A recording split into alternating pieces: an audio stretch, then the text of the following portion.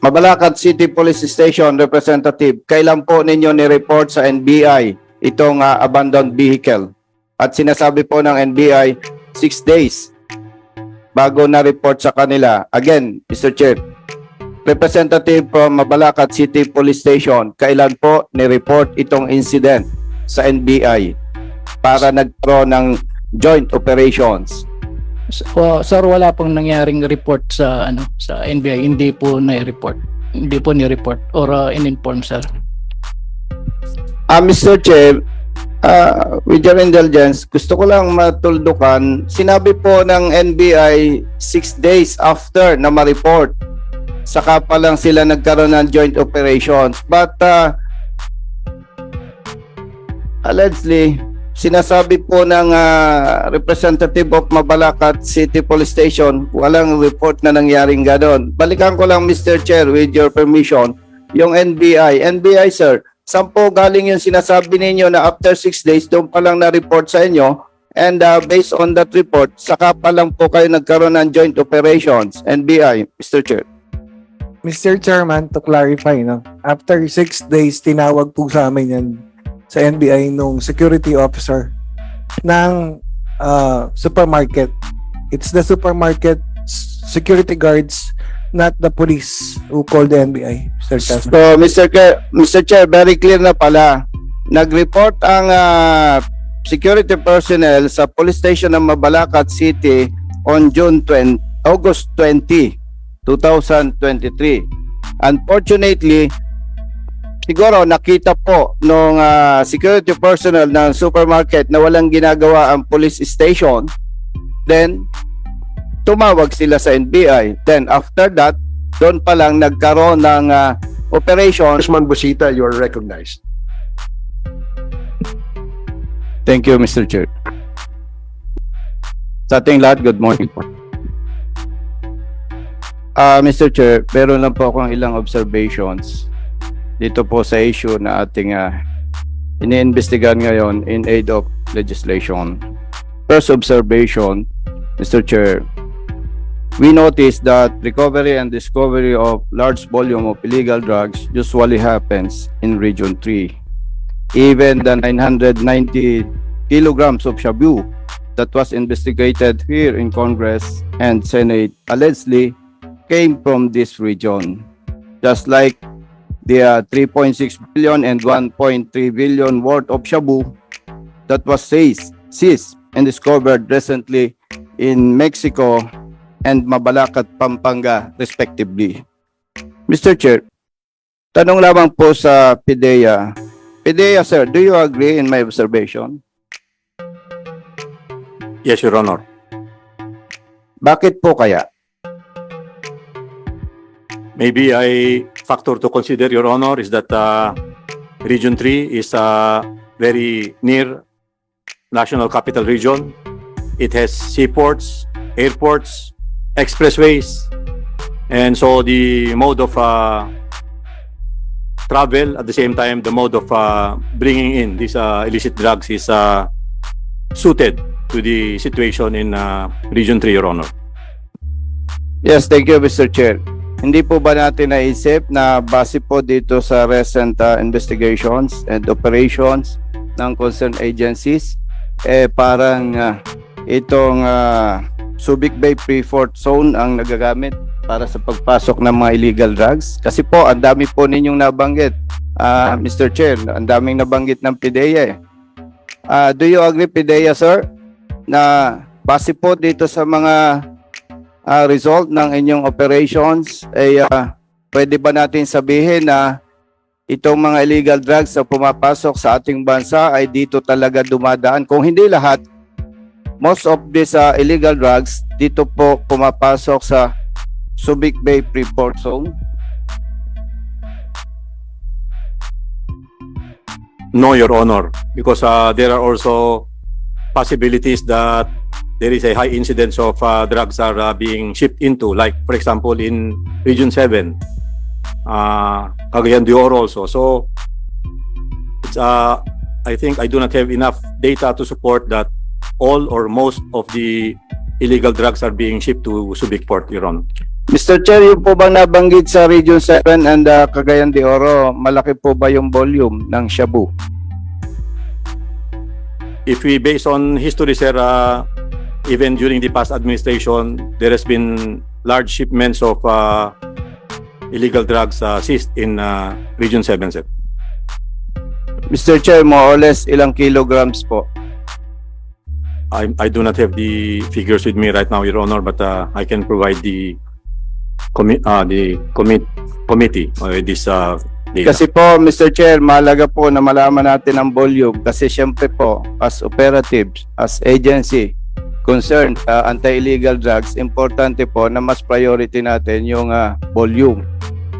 Anyway, Mr. Chair, my second observation is based on House Resolution number 1346 introduced by Honorable Representative Aurelio Dong Gonzales and Honorable Representative Robert Ace Barbers, and House Resolution number 1351 introduced by Honorable Representative Jefferson J. Conghon, the recent seized and discovered illegal drugs were delivered through Subic Bay P-Fort Zone on September 18, 2020 on board of SITC Shoko Shipping Lines. PIDEA, Mr. Chair, considering that the said contraband were delivered on board SITC Shoko, have you identified the suspects involved in the said shipment? Your Honor, may I ask that the National Bureau of Investigation, being the project initiator, be asked on this question, Your Honor. Mr. Chair, may we ask NBI kung may na-identify po silang suspects, particularly yung mga personnel or management from SITC Sheko? Mr. Chair, good morning, Your Honor. In as much as we would like to answer it now, maybe we will be requesting an executive session later on for these questions to be answered since the case is undergoing investigation, Papa. Thank you, sir. Yes, thank you, NBI. Mr. Chair, thank you. Third observation, Mr. Chair. On the operations conducted by NBI Manila Task Force against illegal drugs in the PNP Mabalacat City, Pampanga on August 26, 2023, the motor vehicle loaded with 200 kilograms of suspected shabu was reportedly abandoned at a parking lot of a supermarket in Barangay Mabiga, Mabalacat City, Pampanga. Mr. Chair, pwede po bang malaman sa NBI Manila, do you agree that your operations was burned out, nasunog, that resulted to the abandonment of said vehicle loaded with 200 kilograms of shabu? No, sir. So kung hindi po, ano po ang dahilan at na-abandon yung sasakyan? Dalawa lang po yan eh. Siguro primarily intentional, inabandon eh.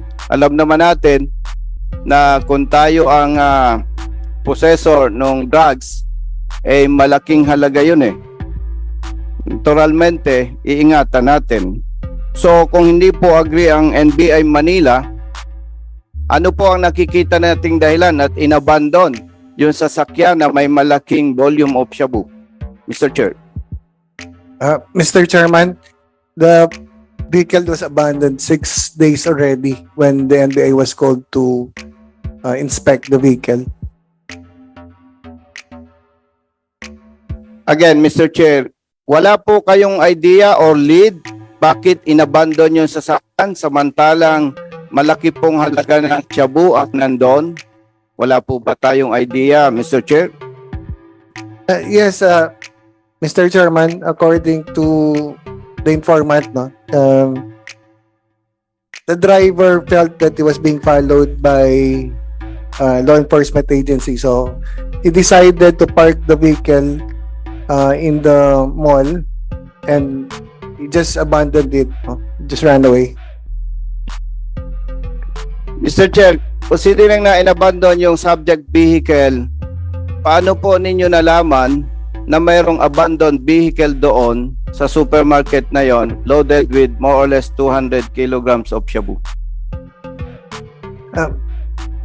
Mr. Chairman, it was called to us by the security guards of the mall. So, Mr. Chair, nabanggit po 6 days ago na abandon yung sasakyan. Saan po ba tumawag yung sinasabi nating security personnel? Is it sa NBI or sa Police of Mabalacat City? Mr. Chairman, according to the security officers of the mall, they already reported that to the police. But we do not know what the police officers at the area did on the report, but we just acted on that information provided by the security officers of the mall. So, ano po bang nangyari kung ang personnel ng security ay tumawag sa police station ng Mabalacat City? Yung po bang Mabalacat ang then after that, yung Mabalacat police personnel concerned or the chief of police, yung po ba ang tumawag sa NBI para nagkaroon po ng operations na nagresulta sa recovery ng 200 kilograms of shabu, Mr. Chair? Mr. Chairman, the police Mabalacat did not call NBI. It was the security officers of the mall who informed us, who just provided us with an information that an abandoned vehicle at the mall was there. Mr. Chair, clarify ko lang. Sabi po, ang security personnel ng supermarket ang nag-report. Ang tanong po, saan ba siya nag-report? Sa police or sa NBI? According to them, they first reported it to the police. No. Then, after that, After 6 days, they reported that to us. so, meaning, Mr. Chair, after na ma-report sa police, hindi sila kumilos, hindi sila gumalaw, then after 6 days, saka pala sila nag-coordinate or tumawag sa NBI. Then, doon parang nagkaroon ng joint operation. Tama po ba, NBI, Mr. Chair?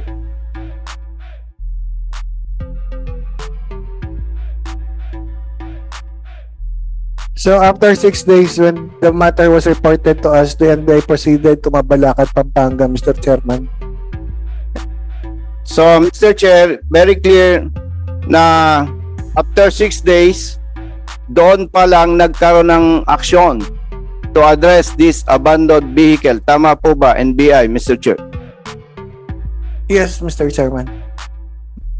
Mr. Chair, nandito po ba yung Chief of Police ng Mabalacat City, PNP? Yes, we invited the Chief of Police. Nandito si ang Chief of Police ng Mabalacat. Yeah. Can you please occupy the seat in front?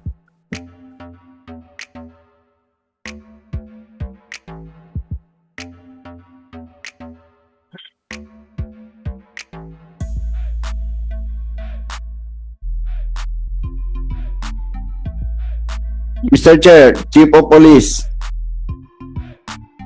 do you agree doon sa nabanggit po ng NBI na ang security personnel na supermarket ang nag-report sa police station na sinasabing may abandoned vehicle doon sa supermarket? Yes, sir. Ano po ang date noon? August 25, sir, in my recollection, according to the blatters ng Mabalacat City Police Station, sir. Mr. Chair, after na ma-report po sa inyo na August 26? 25 sir yung coordination. No, please. Kailan po ni-report sa inyo ng security personnel ng supermarket na mayroong abandoned vehicle?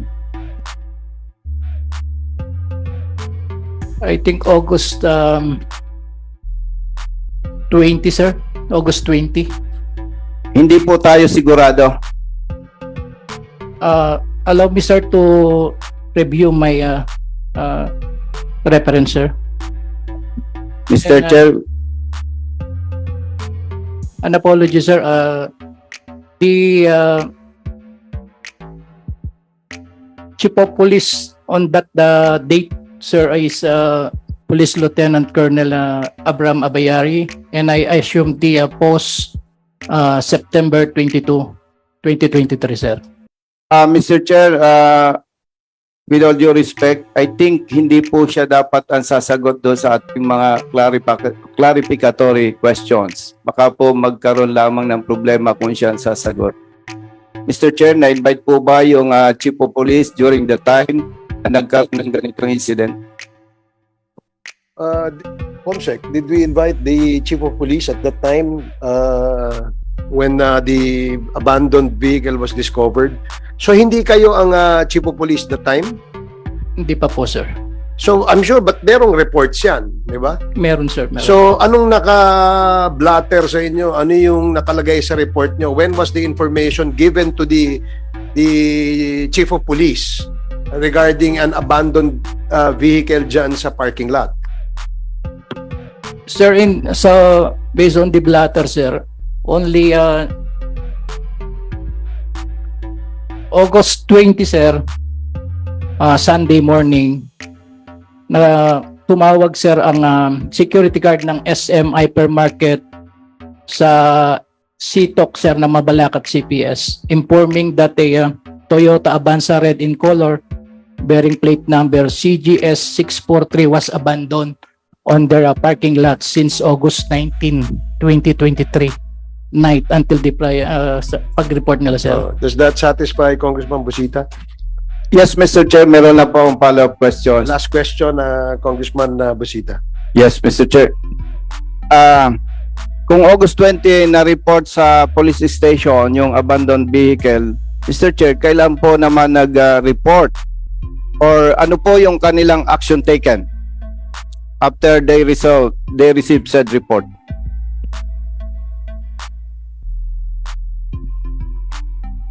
Sir, based dito po sa report, August 21, CTOC Mabalacat CPS receiving a phone call from SM Market Security regarding the reported abandoned vehicle, sir, by Corporal Suliman. Immediately relayed the same to Patrolman Panilagaw for investigation, sir. If I may add a question, Mr. Chair. Can you wrap up? Yes, Mr. Chair. Thank you. Last question, Mr. Chair. Mabalacat City Police Station Representative, kailan po ninyo ni-report sa NBI itong abandoned vehicle? At sinasabi po ng NBI 6 days bago na-report sa kanila. Again, Mr. Chair, Representative from Mabalacat City Police Station, kailan po ni-report itong incident sa NBI para nagkaroon ng joint operations? Sir, wala pong nangyaring report sa sa NBI. Hindi po na-report. Hindi po ni-report or in-inform, sir. Mr. Chair, with your indulgence, gusto ko lang matuldukan. Sinabi po ng NBI 6 days after na ma-report, saka pa lang sila nagkaroon ng joint operations. But allegedly, sinasabi po ng representative of Mabalacat City Police Station, walang report na nangyaring gano'n. Balikan ko lang, Mr. Chair, with your permission, yung NBI. NBI, sir, saan po galing yung sinasabi ninyo na after 6 days, doon pa lang na-report sa inyo, and based on that report, saka pa lang po kayo nagkaroon ng joint operations, NBI, Mr. Chair. Mr. Chairman, to clarify, no? After 6 days, tinawag po sa amin yan sa NBI nung security officer ng supermarket. It's the supermarket security guards, not the police who called the NBI, Mr. Chairman. So, Mr. Chair, very clear na pala. Nag-report ang security personnel sa police station ng Mabalacat City on August 20, 2023. Unfortunately, siguro nakita po nung security personnel ng supermarket na walang ginagawa ang police station, then tumawag sila sa NBI. Then after that, doon pa lang nagkaroon ng operation, and siyempre as standard operating procedure, nag-coordinate ang NBI po sa Mabalacat City Police Station, kaya po nagkaroon ng joint operation, and na-recover po nila yung abandoned vehicle loaded with 200 kilograms of shabu. Yun lamang po, Mr. Chair. Maraming salamat po.